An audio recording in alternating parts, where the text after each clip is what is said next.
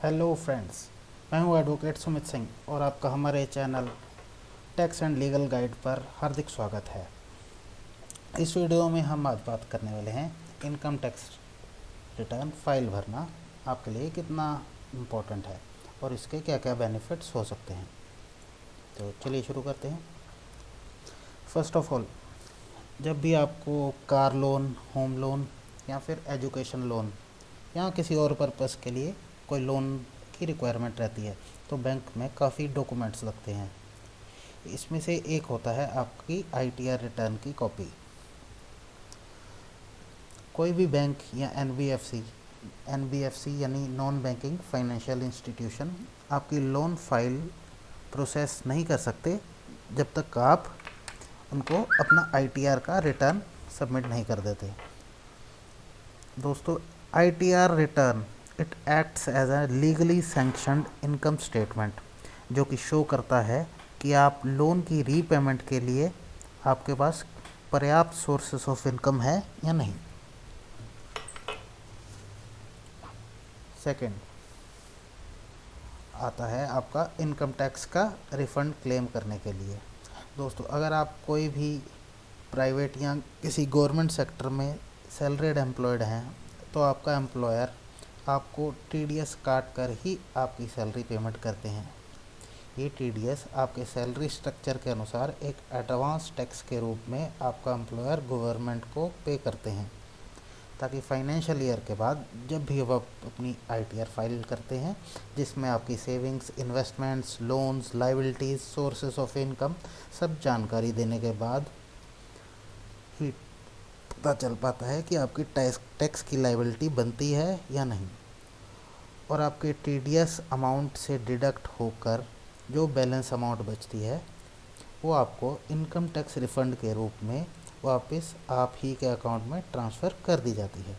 इसके लिए बहुत ज़रूरी है कि आपका मोबाइल नंबर आधार कार्ड से लिंक्ड हो और आपका आधार और पैन भी इंटरलिंक्ड होने चाहिए और सेम डिटेल्स आपके बैंक अकाउंट में भी मेंशन की हुई होनी चाहिए, ताकि आपका अकाउंट प्री वैलिडेट हो सके और डिपार्टमेंट आपको रिफ़ंड इनिशिएट कर सके।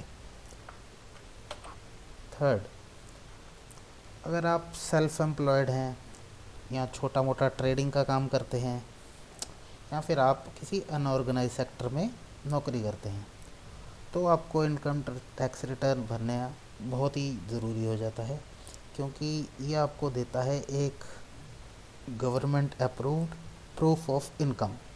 जी हाँ, ये आपके लिए एक इनकम प्रूफ की तरह भी काम करता है। इसके साथ ही बहुत सारे सरकारी डिपार्टमेंट्स में आईटीआर की कॉपी को एक वैलिड एड्रेस ऑफ प्रूफ भी एक्सेप्ट कर लिया जाता है, वैलिड एड्रेस प्रूफ। इसके बाद दोस्तों, बहुत बार ऐसा होता है कि हम लोगों को लगता है कि हम काफ़ी टाइम से रिटर्न नहीं भरते हैं तो क्या फ़र्क पड़ता है। यहाँ हम आपको बताना चाहते हैं कि यदि आपकी इनकम फ्रॉम ऑल सोर्सेस इतनी है कि आपकी टैक्स रिटर्न भरने की लायबिलिटी है, टैक्स की रिटर्न भरने की लायबिलिटी है, भले ही आपकी इनकम टैक्स की लायबिलिटी ना भी बने after all the deductions and provisions provided in the income tax law.